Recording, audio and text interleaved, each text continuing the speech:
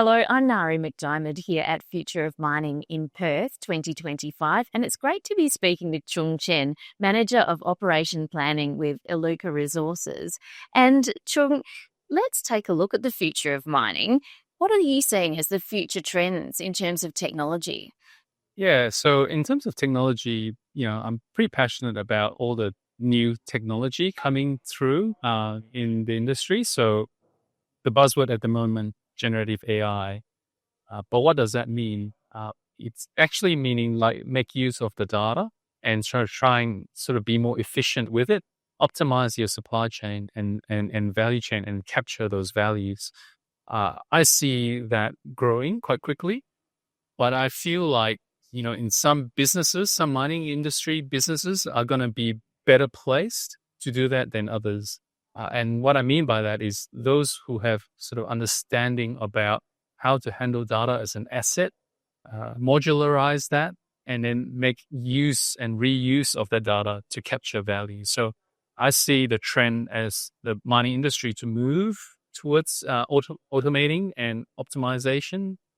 But at the same time, there'll be sort of like those with and without sort of happening in tandem. Yeah.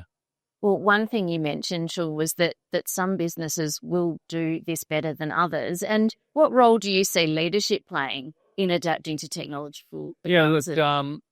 thanks, Nari. I think leadership's very, very important, especially because you've got this boom of technology, but not everybody has had the opportunity to be tech savvy. And so I think, leadership definitely at sort of like the board level needs to help with enforcing that vision and also help the industry improve over time. Like, I recently came back from the States through my executive MBA course, and they're very entrepreneurial over there. And one of the course leads from MIT was saying to me that leadership and definitely at the board level needs to be sort of interdependent with the organization, because if you've got one digital savvy board member, the person's going to be frustrated talking and trying to convince the rest of the board members. If you have two board members, they end up talking to each other, and then the conversation just stays between the two of them. But once you get three, that's when leadership starts to change. So I'm hoping that, as leaders in this area, that, more and more digitally savvy leaders will come in and sort of help drive that opportunity of getting businesses into more progressive with the AI tech that's out there.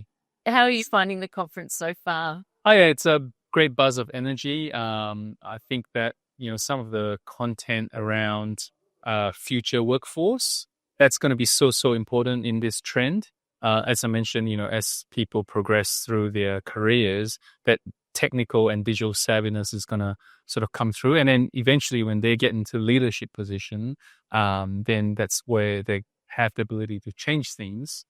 But I think that, the future workforce, that component that's sort of in session today, I think that's really great to build that awareness of people in the industry to say, hang on, there's a fundamental shift coming. There's a skill shortage here. What do I need to be prepared for to be future ready? Well, thank you so much for taking the time to speak to me today.